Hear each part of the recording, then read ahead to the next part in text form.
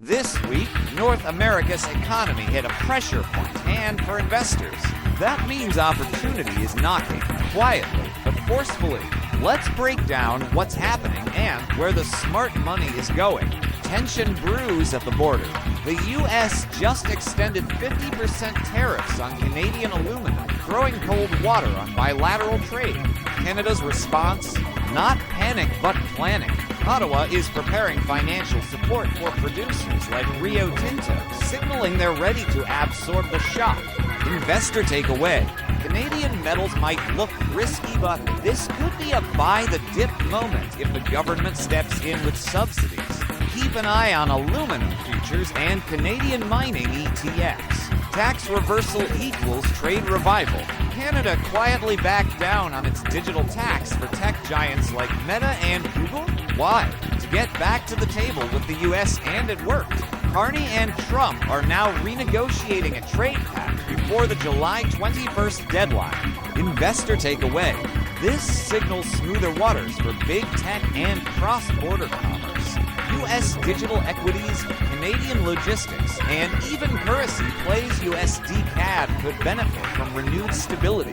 Tariff deadline limits. July 9th. The U.S. tariff pause ends this week. Countries without signed deals, Canada, Mexico, India could see new blanket tariffs. So far, only the UK and Vietnam have locked in protections. Investor takeaway. This uncertainty could cause near-term volatility in industrials and international ETFs. But if tariffs return, look for upside in U.S. domestic producers and supply chain realignment plays like railroads and ports. Consumer confidence dives. The U.S. Consumer Confidence Index dropped from 98.4 to 93.0 in June. That's a big warning sign. People are holding back on spending, especially on durable goods like cars and appliances. Investor takeaway. It's time to lean defensive. Consider allocating more to consumer staples, utilities, and dividend-paying blue chips. Confidence drops tend to favor predictable earnings. The Canada-UK pivot. As U.S. trade pressure builds, Canada is turning east.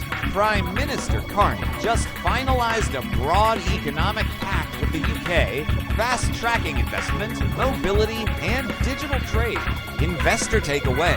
This is the start of a realignment of Canadian trade routes. Infrastructure, fintech, and export-focused Canadian companies may gain long-term tailwinds. Watch Canadian REITs, especially logistics and warehousing near ports. This is not just noise. These moves shape where capital flows next. In moments like this, the best investors don't panic, they pivot. Here at Financial Compass, we'll keep tracking these economic flashpoints so your portfolio stays future-proof. Like, follow, and share to stay ahead of the storm. Stay focused. Stay sharp.